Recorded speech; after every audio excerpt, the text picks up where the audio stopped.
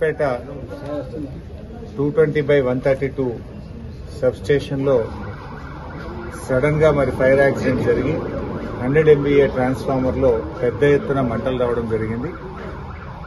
మాకు తెలిసిన సమాచారం మేరకు సాయంత్రం 6:20 సమయంలో కారణాలు ఏదైనా కూడా 100 MVA ట్రాన్స్ఫార్మర్ లో పెద్ద ఎత్తున మంటలు చెలరేగడంతో విద్యుత్ సరఫరా అంతా నిలిపివేయడం జరిగింది. మాకు సమాచారం రాగానే ప్రభాకర్ రెడ్డి ఎమ్మెల్యే గారు నేను ఇద్దరం హుటాహుటిన బయలుదేరి మేము దాదాపు 7:30 ప్రాంతంలో ఇక్కడికి చేరుకోవడం జరిగింది. మేము వస్తూ సిద్దిపేట ఫైర్ ఇంజిన్ తో పాటు అటు గజ్వేలు, హుస్నాబాదు, దుబ్బాక ఫైర్ ఇంజిన్స్ కూడా అలర్ట్ చేసి 4 ఫైర్ ఇంజిన్లను ఇక్కడికి చేరుకునే విధంగా ప్రయత్నం చేసి ఆ 4 ఫైర్ ఇంజిన్లు రావడం వల్ల దాదాపు 9:30-10 ప్రాంతంలో మంటలు ఆర్పడం జరిగింది. ఇప్పుడిప్పుడే మంటలు కూడా కంట్రోల్లోకి వచ్చాయి. పాపం ఫైర్ అధికారులు కూడా 3 గంటల పాటు నిర్విరామంగా 4 ఫైర్ ఇంజిన్లు కూడా కృషి చేసి మంటలు ఆర్పడం జరిగింది. అయితే నేను ఇక్కడికి వస్తున్న క్రమంలోనే రాష్ట్ర ఉప ముఖ్యమంత్రి వర్యులు, విద్యుత్ శాఖ మంత్రి వర్యులు బట్టి విక్రమార్క గారికి కూడా ఈ సంఘటన విషయాన్ని వారికి తెలియజేసి రాష్ట్ర స్థాయిలో కూడా ఉన్నత అధికారులను హైదరాబాద్ నుంచి పంపించాలని, వెంటనే విద్యుత్ సరఫరా పునరుద్దరించడానికి అవసరమైన చర్యలు తీసుకోవాలని బట్టి విక్రమార్క గారిని కూడా కోరడం జరిగింది. వారు కూడా 15-20 నిమిషాల్లో విద్యుత్ అధికారులందరితో కూడా మాట్లాడి రాష్ట్ర స్థాయిలో డైరెక్టర్ జగత్ రెడ్డి గారిని ఇక్కడ పంపుతున్నామని, విజిలెన్స్ ఎస్పీ గారిని, విద్యుత్ డిపార్ట్మెంట్ ఎస్పీ గారిని కూడా ఇక్కడ పంపుతున్నామని చెప్పారు. అదేవిధంగా విద్యుత్ శాఖ కార్యదర్శి రిజ్వీ గారితో కూడా నేను మాట్లాడి వెంటనే విద్యుత్ పునరుద్దరణకు కూడా చర్యలు తీసుకోవాలని చెప్పి నేను వారిని కూడా కోరడం జరిగింది. అయితే ఇప్పుడిప్పుడే మంటలు కంట్రోల్లోకి వచ్చాయి. ఇంకా కొద్దిసేపట్లో అధికారులు అన్ని సేఫ్టీ మెజర్స్ తీసుకున్న తర్వాత విద్యుత్ పునరుద్దరణ పైన చర్యలు పెట్టడం జరుగుతుంది.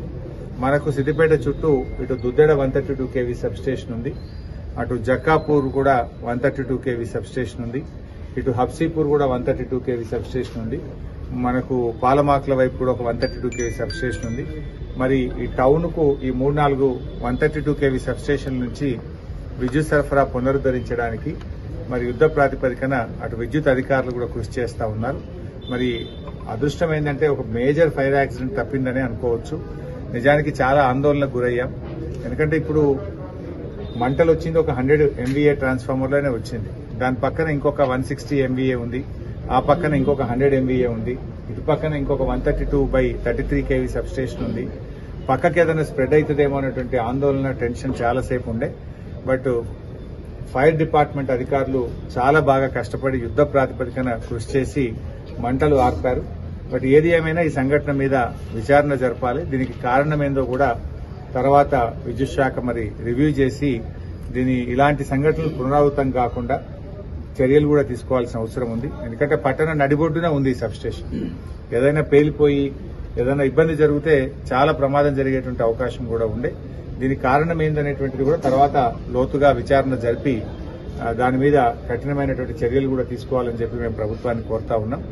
బట్ విద్యుత్ శాఖ అధికారులు, ఫైర్ డిపార్ట్మెంట్ అధికారులు కూడా యుద్ద ప్రాతిపదికన స్పందించి బాగా కృషి చేసినారు. నేను వారందరినీ కూడా ఈ సందర్భంగా అభినందిస్తూ పట్టణ ప్రజలు కూడా అందరూ కూడా సహకరించాలని, బహుశా కొద్ది గంటల్లోనే తిరిగి విద్యుత్ పునరుద్దరణ కూడా జరుగుతుంది.